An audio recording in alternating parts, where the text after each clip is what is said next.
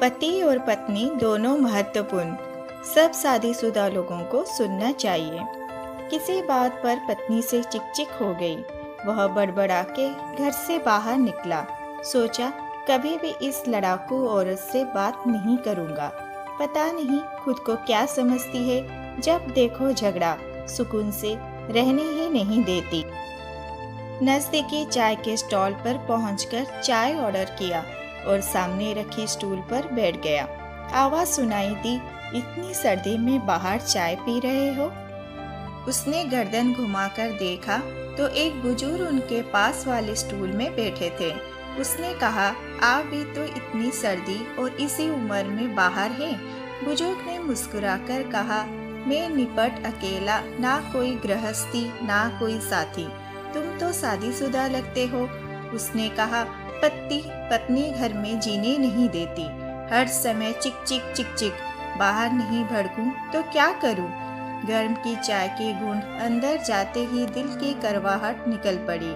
बुजुर्ग ने कहा, पत्नी जीने नहीं देती? जनाब, जिंदगी पत्नी से ही होती है। 8 बरस हो गए मेरी पत्नी को गुजर के।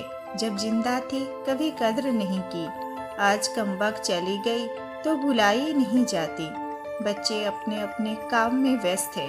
आलीशान घर, धन दौलत सब कुछ है, पर उसके बिना कुछ मजा ही नहीं। यूं ही कभी यहाँ तो कभी कहीं भटकता रहता हूँ। कुछ अच्छा नहीं लगता। उसके जाने के बाद पता चला कि वह धड़कन थी, मेरे जीवन की ही नहीं, मेरे घर की भी। सब बेजान हो गया है। बुजुर्ग के आंखों में दर्द और आंसुओं का समंदर था। उसने चाय वाला को पैसा दिया, नजर भर बुजुर्ग को देखा और 1 मिनट गवाए घर की ओर मुड़ गया। दूर से ही दिख लिया था कि गड़बड़ाई आंखों से निहार रही चिंतित पत्नी दरवाजे पर खड़ी थी। मुझे देखते ही पूछा, कहाँ चले गए थे? जैकेट भी नहीं पहना, ठंड लग जाएगी तो? तुम भी तो बिना स्वेटर के दरवाजे पर खड़ी हो।